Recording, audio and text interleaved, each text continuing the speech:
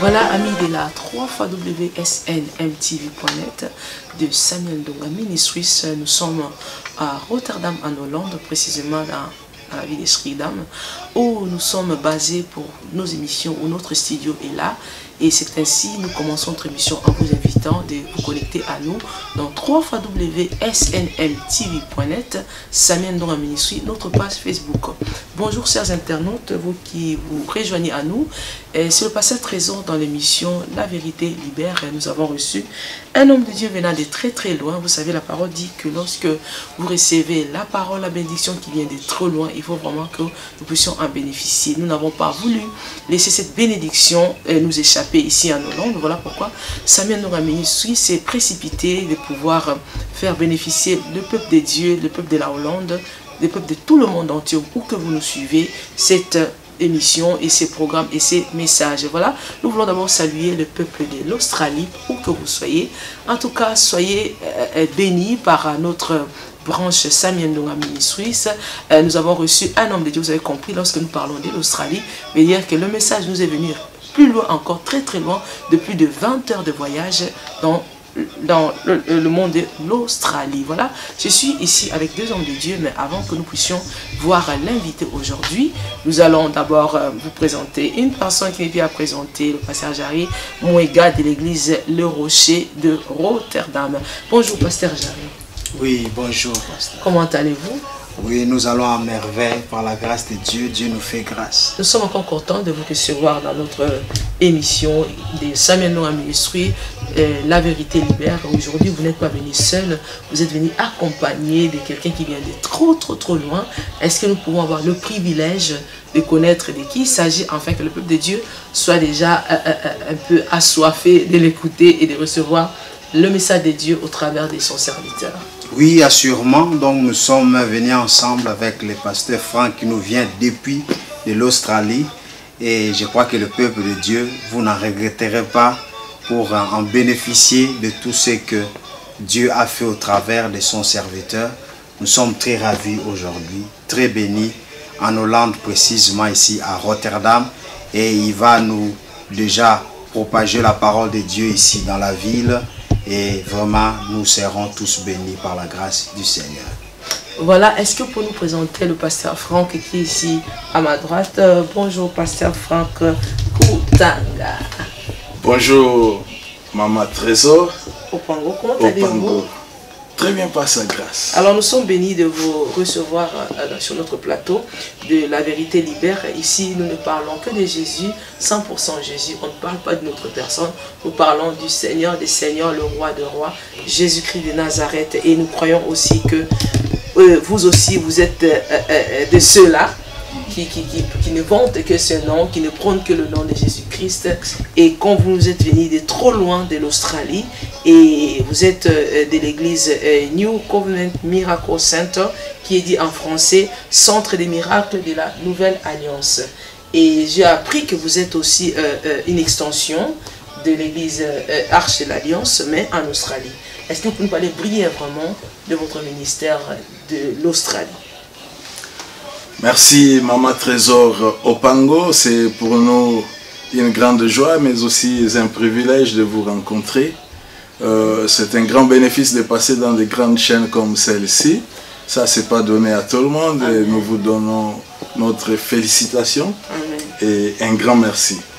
Oui, bien entendu, je suis pasteur Franck Kutanga. Je viens de l'Australie, précisément dans la ville de Melbourne où nous sommes basés. L'église New Covenant Miracle Center, c'est une branche extension de l'église L'Arche de l'Alliance que vous connaissez bien, basée à Kinshasa, une grande église, membre des églises de là-bas. Voilà, nous venons de là, nous venons pour une seule raison, c'est la parole de notre Père, la parole de notre Seigneur qui nous fait traverser les mers et les océans. C'est à cause de cela que nous sommes ici. Et apporter aussi une édification à l'église, à l'assemblée des enfants de Dieu ici en Hollande et à Rotterdam. Voilà. Voilà, merci beaucoup. Nous voulons aussi, sans toutefois oublier cela, sans toutefois passer là-dessus, saluer notre très cher papa, Daddy, où que vous soyez, le pasteur Israël Sembe. En tout cas, Dieu vous bénisse avec toute la famille de l'église de l'Arche de l'Alliance partout dans le monde. Voilà, aujourd'hui, nous voulons parler de la part du Seigneur avec l'homme de Dieu, et aussi, il y aura aussi quelques interventions de notre pasteur Jari Mouegad. Et nous allons parler aujourd'hui de la puissance de la croix. Bien aimé, nous sommes au mois d'avril. Le mois d'avril, c'est le mois où nous parlons de la mort et de la résurrection de Christ. Et nous savons que la vie chrétienne sans la croix, la vie chrétienne sans la résurrection de Jésus, elle serait morte. Voilà pourquoi nous sommes très heureux, très fiers aussi de parler tout le temps de la croix, de toujours brandir la croix de Jésus-Christ et de pouvoir prôner haut et fort que Christ était réellement mort et ressuscité. Pasteur Franck, nous voulons parler de la puissance de la croix. Et qu'en pensez-vous de la puissance de la croix? Waouh! La croix, il y a beaucoup à dire sur la croix. La croix a sa puissance. Ce n'est pas n'importe quelle croix que nous voulons parler ici. Nous faisons allusion à la croix de Jésus. Voilà. Parler de la croix, nous voyons derrière ça les ministères, l'œuvre que le Seigneur a accomplie à la croix. C'est de cette croix-là que nous allons nous entretenir. C'est de cette croix-là, de l'œuvre de Christ apportée à la croix. C'est ce que nous voulons nous entretenir là-dessus. Et nous voulons d'abord commencer par ceci. Est-ce que réellement la croix a vraiment existé? Est-ce qu'elle a vraiment existé? Parce qu'il y a beaucoup de gens qui disent que bon, de toute façon, ces histoires anciennes, c'est les historiens. Est-ce que réellement, vous pouvez nous dire que la croix a vraiment existé? La croix a existé. Ce qu'ils veulent ignorer, c'est le ministère de la croix, l'œuvre que le Seigneur a accomplie. C'est ce qu'ils veulent diluer. La croix elle-même, elle a existé parce que c'était une pratique ancienne qu'ils exerçaient déjà à ce moment-là en Israël. Tout criminel, tout malfaiteur, tout condamné à mort devrait passer par cela, par la croix.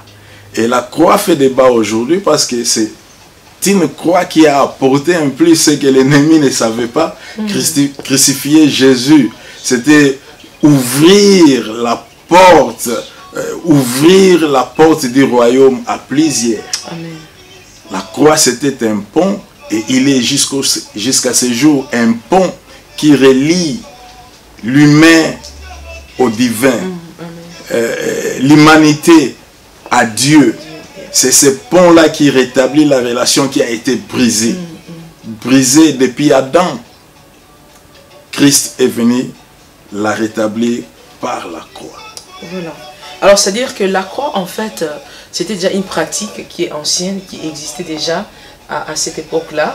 Et comme, mais la différence a été juste fait que les autres croix étaient juste pour condamner un criminel. Oui. Un criminel sans précédent, un criminel sans conséquences aussi dans l'humanité. Oui. Mais par contre, quand Jésus-Christ est venu sur la croix, sa croix a été plutôt pour autre chose que ce qu'eux pensaient. Exactement, c'est ce que nous disons, maman. Le ministère de la croix, c'est que la croix a apporté à l'humanité, à l'homme pécheresse, ce qui a transformé l'existence. C'est ce que nos adversaires ne veulent pas comprendre, ne veulent pas accepter. Le ministère que Christ a fait sur la croix. Qu'est-ce que Christ a fait? Ce qui est important de savoir, peut-être ce qui attire votre curiosité, qu'est-ce que Christ a exactement fait à la croix? Quelle est la différence qu'il y a eu entre la croix de tous ces voleurs et celle de Jésus? C'est cela. Nous partons très loin. Déjà, sur Genèse, nous trouvons que l'homme, l'humain, a marché à l'encontre de ce que le Seigneur, notre Père, notre Dieu, a voulu que nous soyons.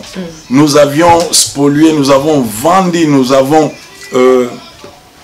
bradé notre pouvoir, notre droit. Nous l'avions bradé à Satan et Satan a pris autorité sur nous. L'homme a perdu tous ses avantages, ce qu'il devrait faire, comment il devrait régner sur toute la créature. L'homme a perdu cela. l'homme a bradé et l'homme était condamné à la mort. Le péché est entré. Qu'est-ce que le péché? C'est le manque d'objectif. L'homme a perdu l'objectif, l'homme a perdu son goal, il a perdu son but sur la terre. Il a bradé le pouvoir, l'autorité. Il a bradé. L'autorité, c'est quoi? C'est le pouvoir de commander et d'être respecté. Le pouvoir d'obliger et d'être soumis. Le pouvoir de dicter et d'être respecté. Ça veut dire que l'homme avait ce pouvoir qu'il a bradé, hein, l'autorité de commander et de se voir obéir. Il a perdu cela. Et il est condamné à la mort. Voilà, Dieu a souffert, maman. Dieu a souffert. Tu sais que Dieu souffre? Dieu a souffert. Il a dit, que ferai-je pour sauver cette humanité? Que ferai-je pour sauver cet homme qui a perdu son droit, qui a perdu toute sa légalité sur la terre? Que ferai-je? Alors, il n'y avait point d'autre solution. La solution était la croix. Mais ne pensez-vous pas que si quelques-uns pensent que la croix de Jésus n'avait aucune différence de celle des autres, justement parce que c'était déjà une pratique qui était déjà établie, pourquoi Dieu n'aurait pas fait une autre chose que la croix, afin de pouvoir démarquer l'œuvre de Christ par rapport à la condamnation qui était déjà dans la loi?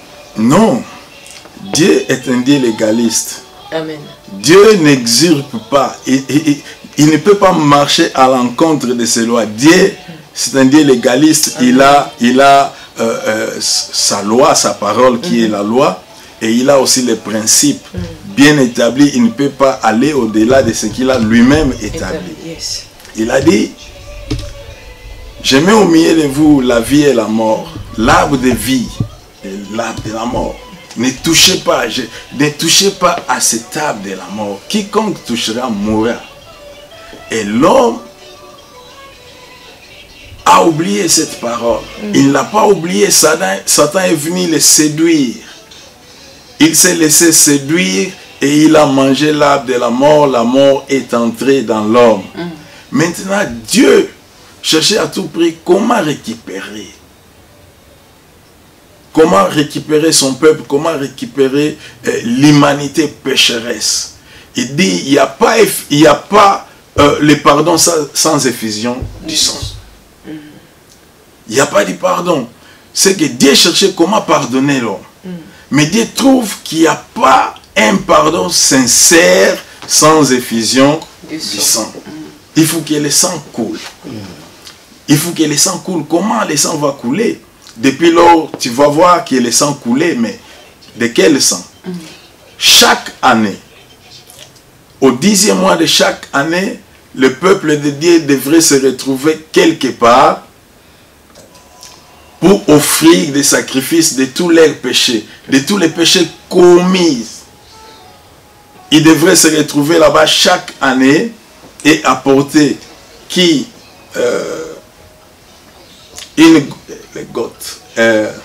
il devait apporter une offrande pour sacrifice, une chèvre, voilà, ou un mouton, voilà, et une brebis qu'on devrait immoler, avec lesquels les sacrificateurs devraient entrer dans les lieux très saints, une fois par an, offrir à Dieu avec tous les risques pour que les péchés de l'homme soient effacés. Non, non, ce n'était pas effacé. Soit oublié. Soit oublié. Les péchés étaient là, mais oubliés pour une année. C'est que vous devriez encore revenir aussitôt que vous êtes sortis. Voilà. Il y a d'autres péchés qui s'accumulent à la porte. Vous devrez revenir encore l'année prochaine. C'était dur, c'était pénible. Les péchés n'étaient pas effacés. Sinon, l'homme, le sang de Christ ne devrait pas être... Non, voilà. Donc, les péchés étaient couverts. Il existe, mais il est couvert. Vous devez revenir encore l'année prochaine pour que vous soyez pardonnés momentanément. Alors, c'était pénible, ce n'était pas facile. Vous savez que même aujourd'hui, pendant que nous sommes là, tout le monde n'est pas capable d'élever une mouton, une chèvre, même pas un pigeon. Il y a des familles qui ne sont pas capables d'avoir un pigeon. Mais comment ils seraient là en train d'offrir? C'était difficile. Dieu dit non, non, je dois trouver un mécanisme, une solution pour que ces péchés soient effacés une fois pour toutes. Au lieu qu'ils reviennent chaque année, chaque saison, le 10e mois de l'année, offrir, c'était pas possible. C'était pas possible. Voilà. Pasteur Jarry, en écoutant ce que le pasteur Franck dit, que avant que Christ ne vienne payer ses sacrifices à la croix, les familles, les hommes devaient apporter quelque chose. Et ce qu'il dit tout à l'heure, c'était pénible parce que ce n'était pas toutes les familles qui avaient les moyens de pouvoir avoir élevé un animal quelconque jusqu'à ce que Dieu, dans son amour, était même descendu des pigeons pour ces familles les plus pauvres et tout et tout. Et que pensez-vous? Est-ce que c'était aussi important que ces familles-là puissent avoir un animal, si Dieu savait déjà que ces gens-là n'ont pas des moyens pour élever ces animaux, des moyens pour pouvoir payer tous ces objets de sacrifice, pourquoi Dieu n'avait pas trouvé une autre façon de pouvoir se faire couvrir le péché qu'en amenant un animal, et c'est chaque année, sachant que ces familles étaient des familles pauvres? Merci beaucoup, parce que vous savez, quand vous commencez à réfléchir ainsi, c'est alors que vous allez comprendre la valeur et puis la bénédiction de la venue de Christ sur la terre. Parce que quand nous sommes dans l'Ancien Testament, nous trouvons que nous avons affaire avec la loi mosaïque qui est le salut par les œuvres. Donc, comme c'est le salut par les œuvres, il fallait que quelqu'un souffre. Il fallait qu'il y ait beaucoup de sacrifices, beaucoup de souffrances pour s'accaparer une offrande afin de présenter. Donc, si tu n'avais pas d'offrande, c'était impossible pour toi que tes péchés soient couverts. C'est-à-dire, nous, les gens de la Nouvelle Alliance, nous nous réjouissons, nous sommes dans l'allégresse lorsque nous avons reçu le message du salut par Christ. Car lui est venu, la vérité est arrivée, la grâce est arrivée dans la personne de Jésus-Christ. Pasteur Franck, à quoi consiste la puissance de la croix? Quels sont les éléments qui est réunis à la croix afin de donner cette puissance à la croix? Parce qu'il y a eu beaucoup de croix avant que la croix de Christ ne vienne. Qu'est-ce qui diffère afin que cette croix soit aussi puissante? Yes, il y a la valeur du sang qui a coulé sur cette croix qui diffère de tout autre sang, parce que tous les autres sangs qui coulaient dans les différentes croix étaient les sangs humains. Ici, vous avez un sang divin qui vient de couler sur la croix. Pourquoi ce sang devrait couler? Ce sang devrait couler sur la croix exactement. Je vais encore plus loin pour vous dire que ça n'a pas coulé seulement sur la croix, ça a commencé à couler depuis le mont d'Olivier. Quand il priait, vous pouvez voir des grumeaux de sang couler sur Christ. Christ voyait la pénitence que moi, la pénitence que moi je devrais souffrir. Christ a vu ça, il a senti. Et dans ses prières, le sang commençait à couler. Nous voyons encore plus loin, Isaïe 50 dit, alors qu'il marchait pour entrer, pour venir, juste avant d'entrer à Golgotha, il était flagellé. Isaïe 50 dit, son dos a été flagellé. Son dos, le dos de Christ a été flagellé. Non seulement son dos. Là, dans l'Isaïe 50, tu vas lire plus loin, aux environs du verset 5e, la Bible dit que sa barbe a été arrachée. La barbe du grand roi a été arrachée. Le sang a coulé. Et l'Isaïe 53 dit, voyez cet homme qui marchait, à qui on ne pouvait pas jeter le regard. Il est devenu comme un péché. Lui qui n'avait jamais péché. Humilié. Abandonné, rejeté de tous. Le sang de Christ a commencé à couler depuis là. Mais pourquoi ce sang coulait? coulé. La Bible révèle. C'est par ces maîtrissures que nous sommes guéris. Amen. Au lieu de prendre toutes ces capsules, toutes ces injections, directement lorsque vous croyez à cette œuvre-là de Christ, vous obtenez immédiatement votre guérison si vous étiez malade. Mais aussi, non seulement la guérison, nous voyons la puissance du sang de Christ à la croix. Depuis là, vous allez remarquer qu'il a porté les épines, non? Un chapeau d'épines. Pourquoi? Le sang a coulé sur sa tête. Le sang a coulé. Et il a été crucifié, ses mains ont sorti le sang. Ses pieds ont sorti le sang. Sa côte a été percée. Le sang a coulé. Vous allez calculer un décompte de près de 7 fois. Comme la Bible le dit, 7 fois.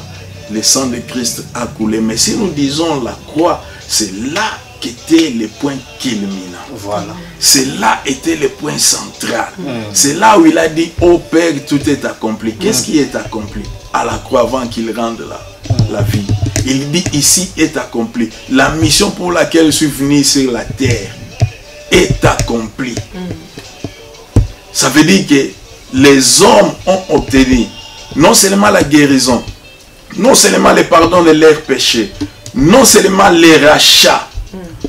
L'homme, l'humanité a été rachetée. Christ est venu, le prix qu'il a payé, c'était ce sang-là. Il dit, voilà, Dieu n'a plus besoin du sang des moutons, il n'a plus besoin du sang de l'agneau, il a besoin du sang précieux des divins.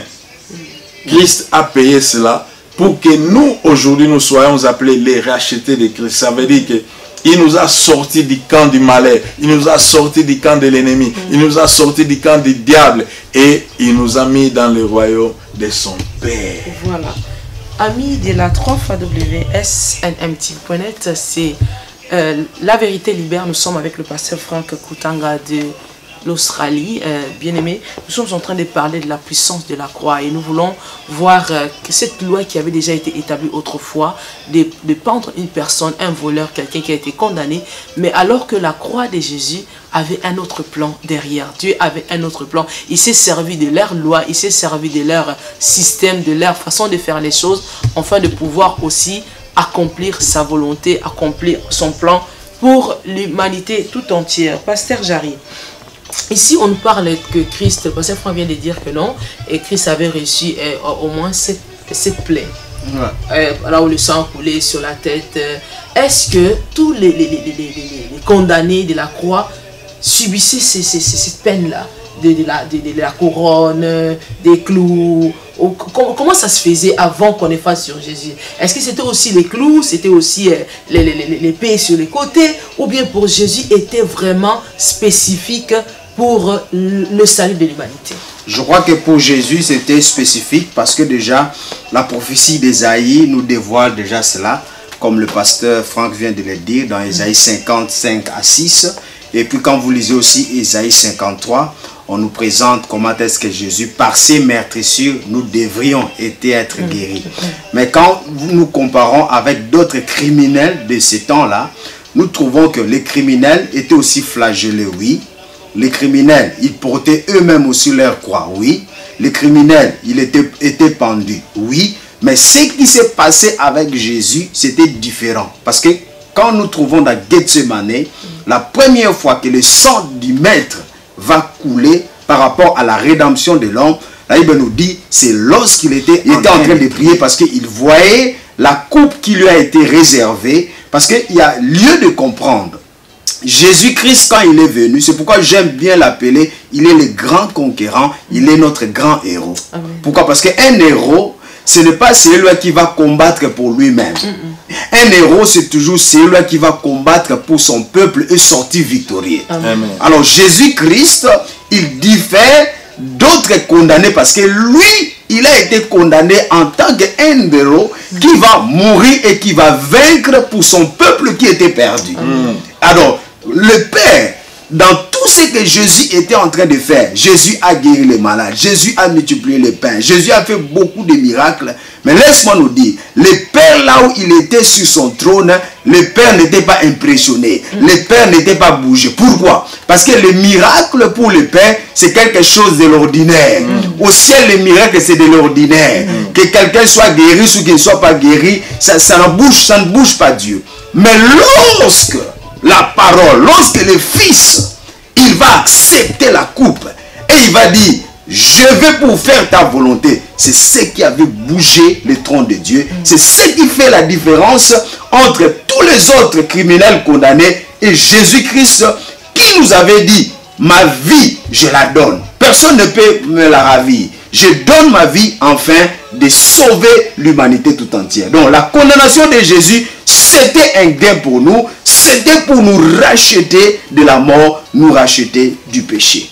Donc, si je comprends bien, Jésus, en fait, pour ceux-là qui nous suivent, Jésus n'avait pas de péché, Jésus n'avait pas de péché, Jésus est Dieu, Jésus est saint, mais il était en train de faire ce qui avait été réservé à tout humain par le péché d'Adam et Ève. Et parce qu'il avait accepté de faire cela, parce que tous ces hommes qui étaient condamnés avant Jésus, c'était pour une raison quelconque. Voilà. Mais pour Jésus, c'était sans raison. Selon eux, ils l'ont inculqué faussement, mais par contre, lui, il savait ce qu'il faisait. Il savait qu'il y avait un plan derrière la croix. Mais cependant, je voulais savoir, passer à Franck, Jésus-Christ à la croix, il a subi tout ce qu'il pouvait subir. Et il a connu tout ce qu'il pouvait connaître. Mais pourquoi est-ce que c'était seulement ces éléments-là? La couronne, parce que si Dieu avait bon, c'est vrai, nous avons compris que Dieu avait un plan du salut. Mais pourquoi seulement les éléments comme le clou sur les pieds? Ça veut dire que quelque part, ces hommes qui faisaient cela étaient poussés par l'esprit afin d'accomplir la volonté de Dieu. Comment ils ont su qu'il fallait d'abord le clou? Puisque c'était des choses qui n'existaient pas. On mettait les gens à la croix, mais on les mettait pas les clous. Les autres, peut-être on les attachait, peut-être les autres, c'était, mais pour Jésus, on a mis les clous, on a mis sur les mains, on a mis sur la couronne sur la tête, on vient percer encore les côtés. Est-ce que ce sont des éléments qui étaient vraiment précis pour que le pardon du péché soit fait? Est-ce que mourir à la croix n'était pas déjà suffisant pour que ces hommes-là soient inspirés de pouvoir toucher des points, les 7 points que vous avez dit tout à l'heure? Merci maman pour la question. Vous savez, le diable est un menteur. Amen. Nous l'appelons toujours qu'il est notre taxi driver. Ça veut dire qu'il est notre chauffeur qui nous amène à notre destination. Ce qu'il fait, des fois, il ne sait pas qu'il nous amène dans notre destination. Amen. Et il pense le faire pour son avantage. Par contre, c'est pour son désavantage. Dieu a son plan. C'est lui qui a créé les cieux et la terre, est merveilleux, vous ne pouvez pas le comprendre. Il est à la fois un coach, à la fois un arbitre. Vous savez ce qu'il a fait là? Oui, c'est vraiment spécial, c'est vraiment différent. Il savait, ces hommes accomplissaient les prophéties divines sans qu'ils les sachent. Tout cela avait été déjà prescrit dans le livre. Vous allez lire les prophètes, vous verrez tout ce qu'ils ont commis sur Christ était l'accomplissement. Voilà.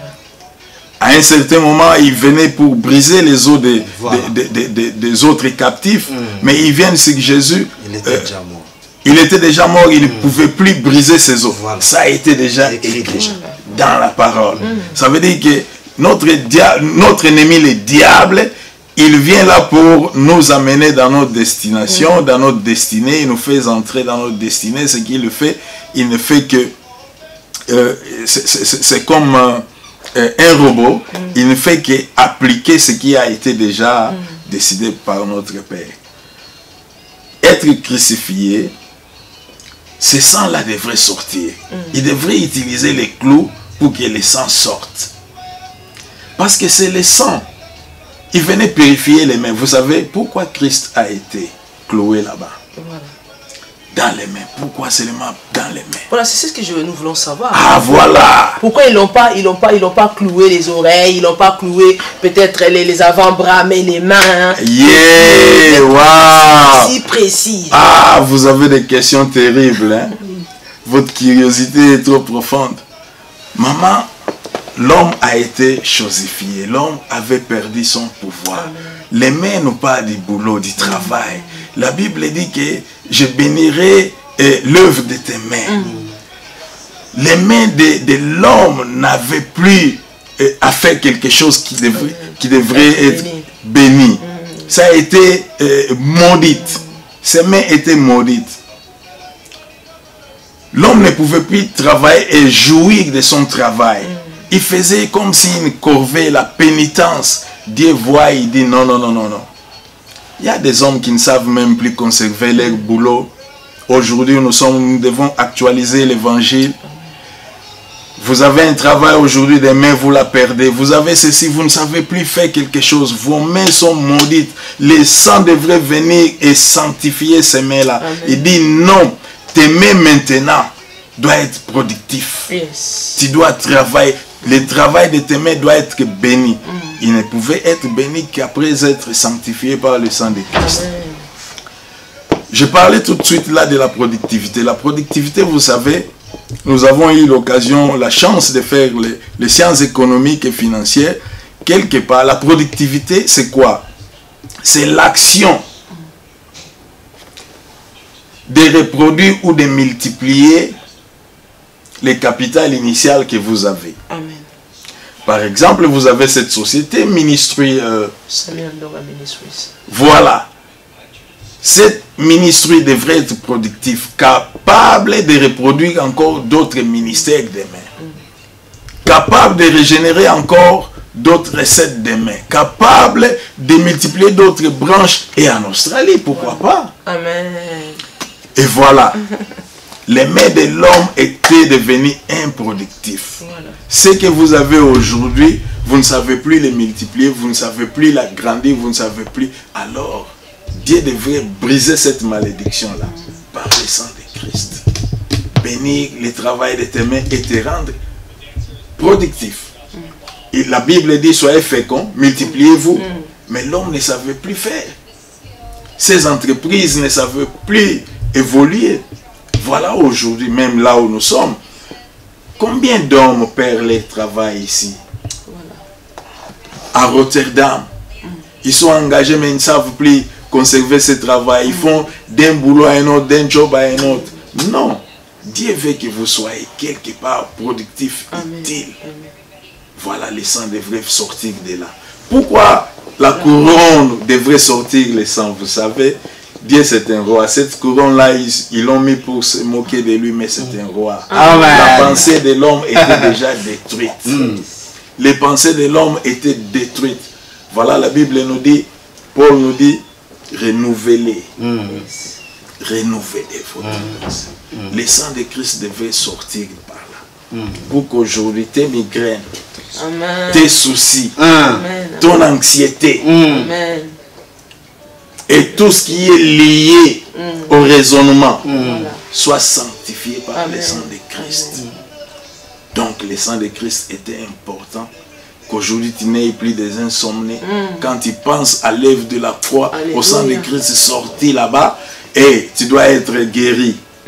Et ton raisonnement, tes pensées devraient être et doivent être, pour nous qui sommes en Christ, sont renouvelées. Amen. Amen. Pourquoi on devrait clouer ses pieds? Vous savez, les pieds d'un homme, c'est le socle de tout. C'est les piliers, c'est la stabilité. Voilà. Cette maison ici, ce bâtiment est soutenu par les colonnes qu'on appelle les pieds. Et les pieds de l'homme étaient devenus instables. Les pieds, quand on l'a crucifié, vous savez, c'était pour anticiper aussi sa mort. Parce que c'était l'appui qui devrait soutenir. Voilà. Et on a crucifié là-bas pour qu'il meure. Mais Christ est mort. Les pieds de Christ crucifiés étaient morts pour que tes pieds à toi, les pieds à moi aient la vie. Amen. Pour que la stabilité revienne. Amen. Combien d'hommes, combien de femmes, combien de jeunes gens et jeunes qui sont devenus instables, même dans notre ville, dans notre société. Ils pensent une chose aujourd'hui, demain, ils pensent à une autre. Ils entreprennent une relation aujourd'hui, demain, c'est une autre. Quelle instabilité même parmi nos membres dans les églises. La foi est instable. Et Dieu est venu par ces clous-là pour que nos pieds redeviennent stables. Amen. Et pourquoi sur les côtés? Ah, voilà. Wow. Pourquoi les côtés? Parce que il fallait. Oh, peut-être le côté c'était pour que, comme on dit, la femme a été tirée du côté. Je ne sais pas. Pourquoi le côté? Le côté, cet homme-là ne savait pas ce qu'il faisait. Il a pointé juste ses côtés ici. Il s'est adressé juste au cœur de Christ. Nous n'avons que 5 litres de sang. Depuis toute la journée, le sang de Christ ne faisait que sortir. Et il dit, oh Père, tout est accompli, tout est fini. Après le vinaigre, on vient, on perce encore son côté. Toute la quantité restante du sang, tout devrait sortir. Mais là encore, c'est la guérison des cœurs brisés. C'est la guérison des cœurs brisés, la guérison des sentiments brisés. Amen. La guérison des décisions brisées. Christ est venu restaurer l'homme. Parce que ici c'est la demeure de toute pensée, de tout raisonnement. La Bible dit garde ton corps plus que toute chose. Plus que toute chose. Plus que toute chose. Et tout le mal qui se faisait et qui continue à se faire, c'est parce que le cœur de l'homme est tortueux. C'est ainsi que Christ a donné son cœur à lui pour que ça soit brisé, pour que mon cœur à moi, ton cœur à toi, son cœur à lui soit restauré. Amen. Christ est venu restaurer tout homme et tout l'homme. Voilà, pasteur Jerry, la Bible nous dit encore que à la croix, Christ nous a pris du monde des ténèbres au monde de la lumière. Comment vous expliquez cela? Pourquoi la croix doit nous ramener du monde des ténèbres au monde de la lumière? Par quel mécanisme? Merci beaucoup. Parce que là, nous avons affaire avec le royaume. Vous avez, dans ce monde, il existe le royaume de Dieu, mais il y a aussi le royaume de Satan. Ou dans le royaume de Satan, lui-même, il se présente entre guillemets comme étant un roi, mais un faux roi, qui n'a plus de pouvoir. Alors, la Bible nous dit déjà dans 2 Corinthiens 4:4, lui, le diable, par les péchés originels d'Adam, il était devenu le Dieu de ce siècle. Donc, c'est-à-dire, par les péchés, Satan a commencé à régner dans son royaume, régner sur les hommes. Alors, nous avions été vendus par le péché. Donc, nous étions amenés sous le royaume des ténèbres, le royaume de Satan. Et quand Jésus est venu, comme lui, Jésus, il vient du ciel, lui qui est le roi des rois, qui appartient aussi à un autre royaume, qui est le royaume le plus élevé, quand il va venir, il va maintenant nous prendre de là où nous étions amenés à bas le sol, dans le royaume de Satan, et il nous ramène maintenant dans le royaume de la lumière. C'est ainsi que tout ce qui s'est passé spirituellement. Et en revenant même sur ce que le pasteur Franck vient de nous dire, je vais un peu retourner là. Vous savez, la Bible nous dit, lorsqu'ils ont percé Jésus dans les côtés, la Bible dit, le sang et l'eau ont sorti. Et nous savons aussi, dans la maternité, avant qu'une femme mette au monde, ce qui précède, c'est d'abord le sang, et puis c'est l'eau qui sort. Et quand nous retournons maintenant dans le livre des Hébreux, Hébreux 2 nous signale le verset 14, il nous dit, comme les enfants, ils participent à l'eau et le sang, Jésus aussi a participé à l'eau et au sang, afin d'anéantir celui-là qui avait la puissance sur la mort. Donc Jésus-Christ, lorsqu'on l'a percé, quelque part spirituellement, nous avions été nés spirituellement. Donc ça dit, cela a été la naissance de l'Église, la naissance de l'homme spirituel. C'est ainsi que Jésus-Christ, il nous a ramenés du royaume des ténèbres vers le royaume de lumière. Voilà, chers internautes, nous courons derrière le temps. Nous sommes presque à la fin de notre programme d'aujourd'hui avec l'homme de Dieu qui nous est venu de l'Australie, le pasteur Franck Kutanga, et qui nous parle de la puissance de la croix. Et nous allons encore une dernière fois nous tourner vers lui. Pasteur, qu'est-ce que vous pouvez dire à celui qui vient juste de se joindre à nous et qui se dit peut-être que bon, la croix, bon, moi je n'ai pas encore expérimenté cette puissance. Qu'est-ce que vous pouvez vraiment lui dire en fait, que tous ceux qui nous suivent, même ceux qui ne sont pas des chrétiens, mais qu'ils aient au moins un mot sur l'œuvre et la puissance de la croix. S'ils peuvent tout oublier de ce que nous avons dit aujourd'hui, qu'est-ce qu'ils peuvent retenir de la puissance de la croix ou de la croix elle-même? Vous savez, Jésus, merci beaucoup maman, pasteur Trésor. Voilà. J'aime vos questions parce que c'est piquant et puis c'est vraiment pertinent. Merci beaucoup. L'homme est à la recherche des merveilles. L'homme est à la recherche de la vie. L'homme cherche les secours ci et là. Il cherche qui peut les porter, les secours qu'il a besoin. L'homme est stressé de 1001 affaires. L'homme a autant de problèmes qu'il cherche les secours. Voilà. Mais la Bible nous dit, Apocalypse chapitre 12e, verset 11e, et dans la Bible dit, ils l'ont vaincu à cause du sang de l'agneau et des paroles de leur témoignage. Nous avions vaincu Satan qui nous oppresse de 1000 manières. S'il ne t'oppresse pas par ta santé, il t'oppresse peut-être dans votre foyer, dans votre milieu professionnel, dans vos activités, dans les ministères. Il vous oppresse, il cherche quoi? À vous détruire. De 1001 façons. Différentes manières, l'ennemi, le diable cherche à détruire l'homme. Mais cet ennemi-là, qui détruit, qui cherche à détruire notre santé, qui cherche à détruire nos familles, qui cherche à détruire nos finances, qui cherche à détruire notre futur, qui cherche à détruire notre lendemain, il a été vaincu.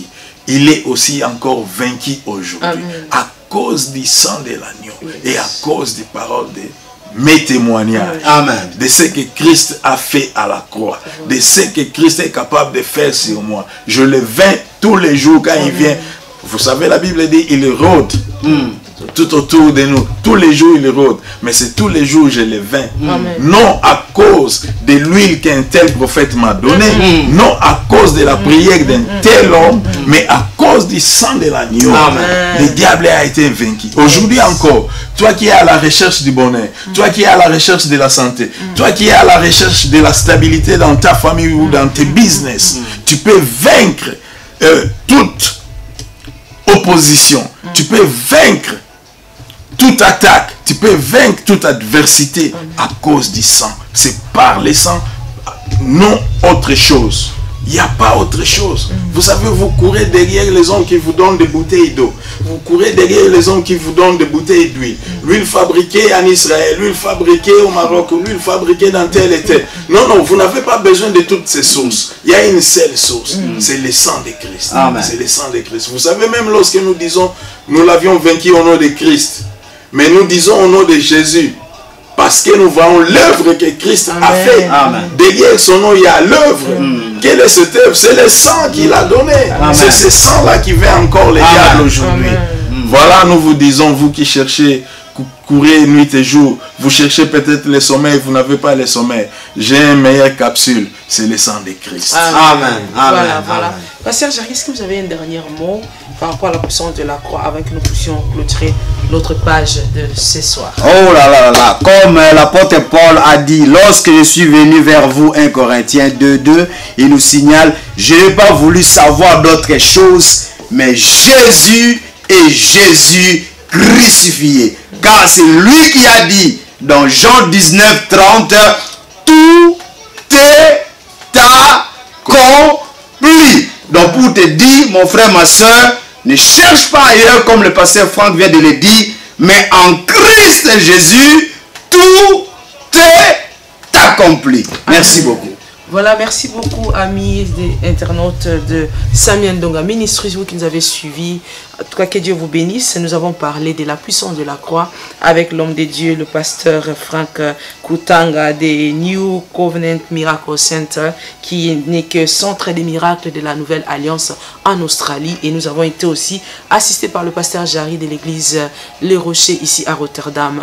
Voilà, si j'ai retenu quelque chose, je crois, le pasteur Franck nous a dit que la mort de Jésus-Christ lui a coûté 7 plaies. Et les 7 plaies, c'était pour restaurer tout votre être. Mais au-delà de ça, c'était aussi pour vous rendre à votre place originaire et votre relation, votre vie avec le Père. Parce que nous ne sommes pas sauvés seulement pour ce monde d'aujourd'hui, le monde présent, mais nous sommes aussi sauvés pour le monde futur. Que Dieu vous bénisse. C'était pour vous le pasteur Trésor. J'ai reçu pour vous le pasteur Franck. Merci beaucoup, papa, pour votre intervention. Et saluer tout le peuple de l'Australie, tout le peuple du Centre des Miracles Nouvelle Alliance, là-bas en Australie. Dites-les vraiment que nous serons là très très bientôt par la grâce de Dieu. Et pasteur Jarry, merci beaucoup. Et pour votre assistant, vous n'êtes plus à présenter, vous êtes vraiment de la maison. Et quant à nous, nous vous quittons par la caméra, mais nous voulons rester dans votre cœur. Et comme on nous a dit ici, Christ a été percé dans le cœur, afin que votre cœur soit restauré. Gardez votre cœur plus que toute chose. C'est par là que nous terminons. Pasteur Trésor, Samuel Ndonga Ministries. À très bientôt. Au revoir.